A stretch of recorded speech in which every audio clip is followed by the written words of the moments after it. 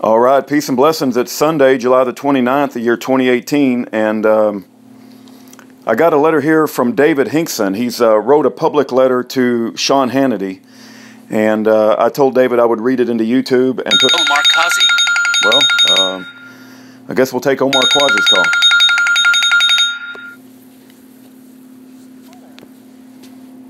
Sent to you from Omar, an inmate at Nevada Southern Detention Center. To accept this call, press 5. To refuse this call, hang up now. To block this call and all... This call will be recorded and subject to monitoring at any time. Thank you for using IC Solutions. You may begin speaking now. hello, hello. Hey, man, are you ready for the big day tomorrow? I am, man. I am. I'm excited, man. It's been a long time, so I just, I can't wait till tomorrow, man. I really can't. Are you? Are they gonna make you wear orange jumpsuit and handcuffs in front of the jury? Do you know? Well, I'm in a red. I'm in a complete red suit right now. Okay. No, I will be wearing my suit. My mother dropped off at the marshal office, and Great. And he uncuffed my hands, so my feet. He said my feet will still be cuffed up, though. Wow. Wow. Yeah. So, well, but they put some nonsense protocols where basically they're gonna have me sitting at the table, or I'm not gonna have to move from the table at all, so the jury will never see my feet. And have me sitting at a side table instead of the normal table. Well, let me ask. I'm sorry, Omar. I'm so sorry. You go ahead.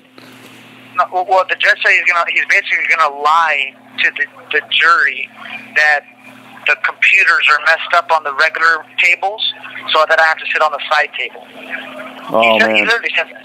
I don't think that's right at all. And let me ask you this: is the prosecution going to be able to walk around the room, and when they give closing arguments, they'll probably be able to walk up to the jury box, and you're going to look very odd, like sitting behind the table, not being able to get from behind the table. It's just going to look weird.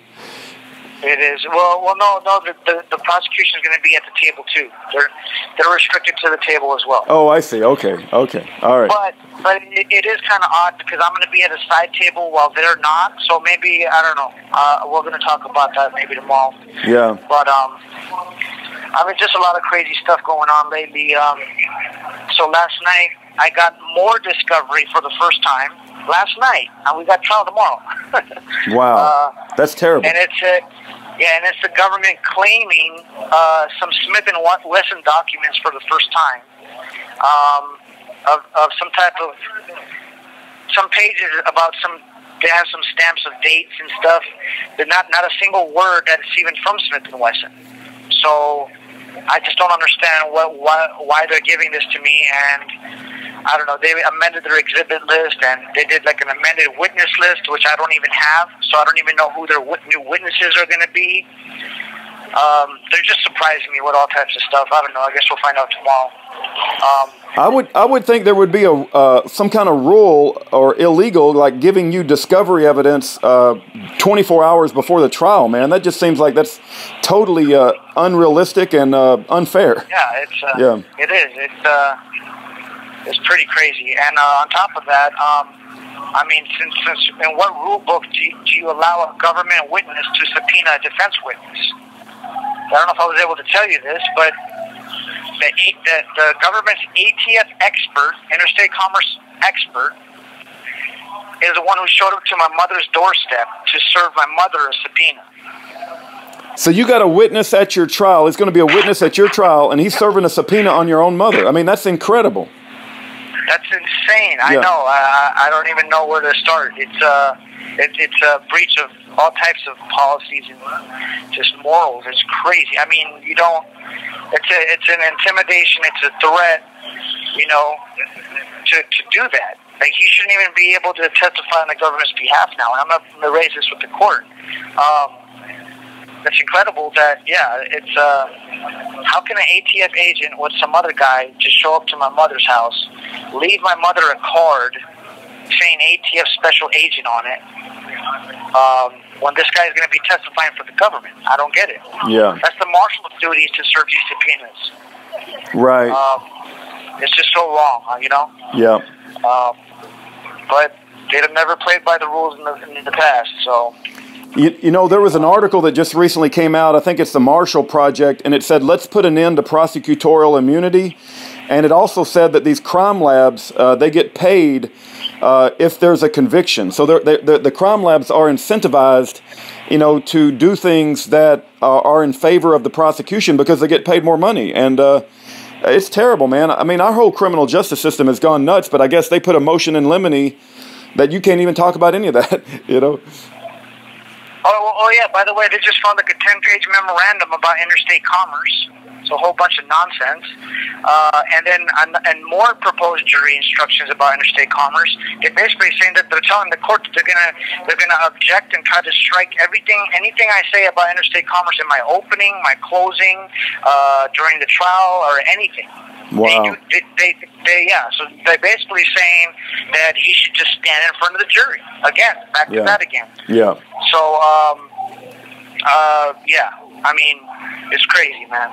So I can't even argue about the interstate commerce and how it's wrong and how there's no such thing as this interstate commerce. I can't even argue that.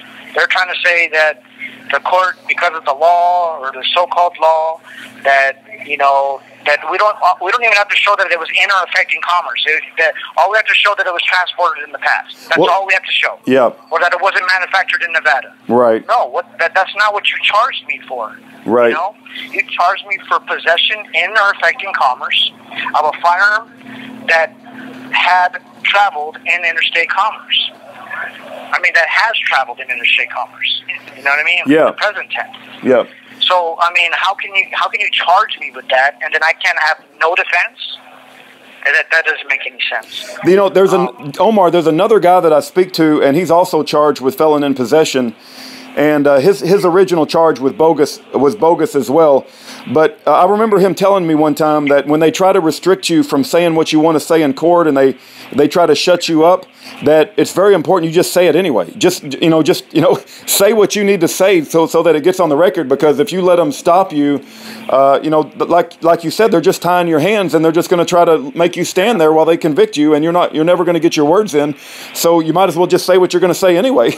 You know. Yeah, it's unbelievable, man. Well, I think the jury, it's just common sense. They're going to see what's going on, justice will prevail, you know. Yeah. And we'll just see what happens, man. I have a good feeling. I think a lot of stuff is going on good in my favor. They're just doing so much crazy stuff. It's going to bite them in the butt, you know. Yeah. I'm trying to think it when you do your voir dire, try to eliminate any jury members that have family relationships or is related to anybody in Las Vegas police enforcement or ATF or because a lot of times they try to get their family members on there. So I've seen that happen many times. Well, I did ask those questions, and we'll try to strike the ones that are pro-government or in any type of way or form. Right. Stuff like that. So I mean, I don't know. I guess we'll see. I hope I have a good Las Vegas population there. I hope so. I hope you got a good group. Our prayers are with you, man. 42 and a half months in jail before you even get your trial, and the trial starts tomorrow. So I know it's going to be a big day. You've been waiting a long time. And, man, I pray it goes your way. I pray, God gives you the words to say so that you can get out of there. Definitely, man. Definitely. Thank you. And, the prayers, I think, are helping, and, miracles are happening, every day. And I hope it's a great miracle that happens tomorrow. I just pray to God to give me the strength and the force to do what I have to do. I don't even know if I'm going to have enough sleep. I hope I get some. It's just, it's a lot of anxiety and stress, just not, first, not knowing, going to trial, and having to wake up at 3:30 in the morning to to get dragged down there. It's just yeah. crazy. You know the jury's not going to be told that even though you're representing yourself, they woke you up at 3:30 in the freaking morning to sit on a concrete slab. You can't even look at your papers. I think that's crazy, man. And the prosecution probably woke up and had his coffee and had a good breakfast, and he was totally prepared and has all the amenities of his lifestyle. But you got to wake up at 3:30 in the morning and sit in a concrete slab waiting for your trial. It's just insanity.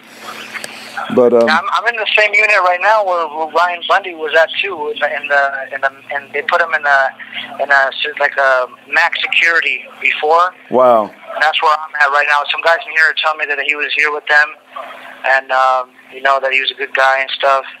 How he used to sing with them, and that one they did prayer service together, and that reminds me because I think it was I believe it was 2016.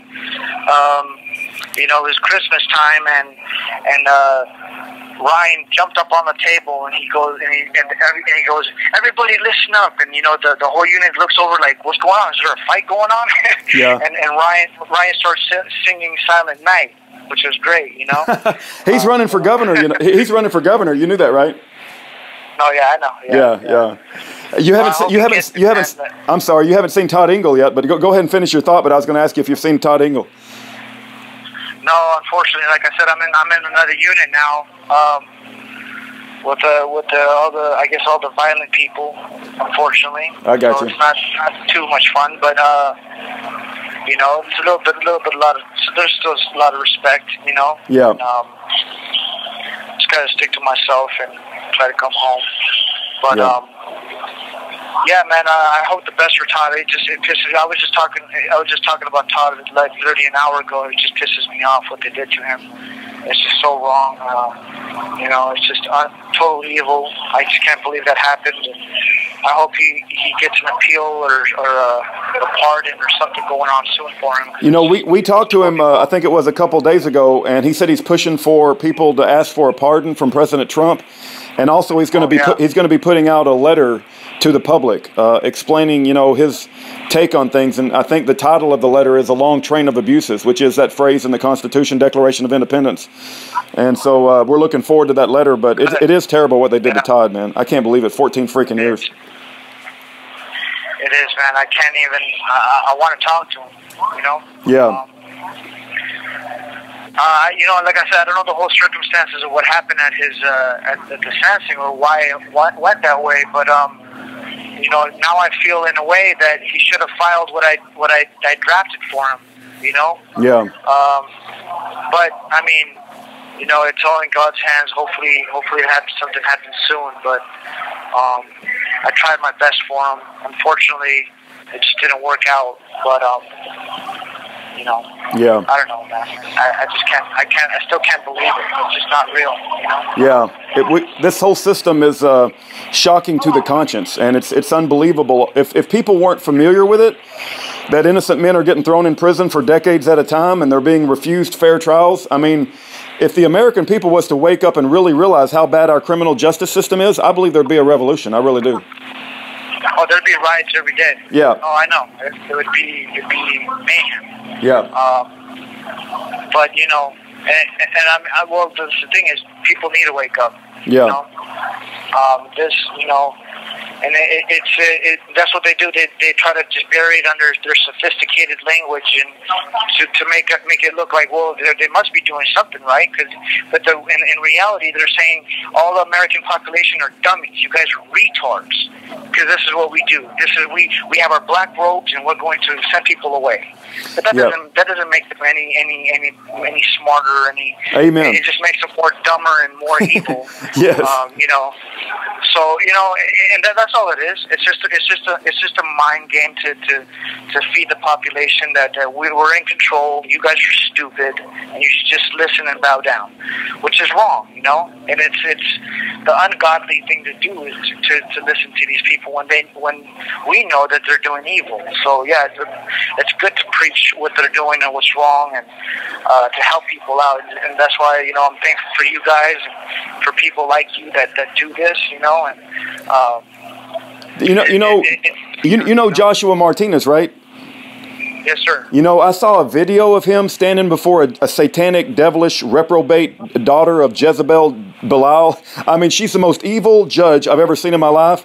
And, because Joshua Martinez would not, get down on his knees and worship her, she threw him in the hole. I mean, she threw him in jail. I forget for how long. It might have been 7 days, 14 days. But the way she treated him, man, she is so wicked that when justice comes down like a mighty river, she'll deserve everything that God gives her, because it was so wicked what she did to Joshua Martinez. And I think that video was it was viral. I think you told me about it. I think you told me about it. Yeah, I mean, Josh is a good guy, man. I heard he was there recently at the calendar call, my calendar call, and also the same day for Todd sentencing, where he was also there, protesting and waving his flag out there on the steps. The guy is he's been in a lot of support and he's become a good friend. I can't say nothing bad about the man. No, he's good. He's good. He fights the injustice too. So yep. Anybody fighting injustice, I don't care who they are, or what they've done in the past. I think they need to have a lot of credit for that. Yeah. When he would not bow down to that lady judge, she ordered a mental health evaluation. She couldn't even believe that there would be somebody that would not bow down to her satanic BS. And she made him go through a mental health evaluation. Wow. Yeah, I remember he said something about going for 15 days in jail just because he wouldn't apologize to the judge. Yeah, like that. Crazy. It's crazy, man. And I had told Josh, I said, man, that was worth every minute too.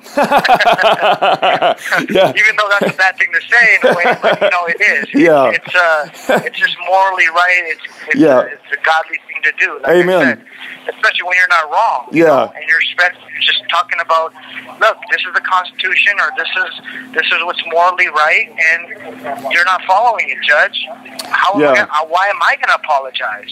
So I definitely feel for him. And and like I said, if I write a book about what they did to me, you wouldn't even believe me. You'd be like, you're a liar. It's just so crazy. I mean, my length of confinement on a gun case alone is crazy. But if I was to show you like my actual procedural motions and the responses from the government and the court in denying everything, and like the way they did it, it's just so foul and so crude that it just doesn't even, like I said, it's just so ethically wrong, and it's just on every level. There's just under any standard. And people tell me, I have guards telling me you need to write a book. I'm like, hey man, someone might make a movie about this. I don't know. Yeah, no doubt. But, it's crazy, man. It is. Well, if everybody stood up to the system like you and Joshua did, like Shadrach, Meshach, and Abednego, they wouldn't be able to have the control that they do. And so I pray that people all over America start to stand up to these Jezebel judges who want everybody to bow down and apologize and worship them. I mean, they don't become better human beings just because they put on a black robe. And I call them black robe prosecutors. They're basically black robe prosecutors. Yeah. Well, you see what the Bundys did. You see what Ryan Bundy did, representing himself in Oregon and in Nevada. He did a great job. I mean that was incredible for him to learn the law like me. Just sitting in here being done wrong, where we were forced to learn the law, forced to learn every principle of the Constitution, the wording of the Constitution. I mean, that man has that stuff memorized. Yeah. You know what I'm saying? And that's great. That's how every American should be. We should know our rights. We should know the Constitution, because without that, then they're going to violate it. And you're not going to be able to stand against it. 1 minute remaining. So, yeah, it's important, and, well, hey, man, I'm going to pray that everything goes good tomorrow, and hey, I hope to see you guys in person. So. Amen. We look forward to it, Omar. And what time should everybody show up? Can you remind me again in case somebody asks? I think it starts at 9. Okay. Probably starting jury selection at 9. Okay. So, all right. Around that time. So. Well, I hope you get a full crowd of supporters. God bless you, Omar, and we'll look forward to any updates, and our prayers are with you. Thank you, guys. Okay. All right, God bless. God bless. Bye-bye.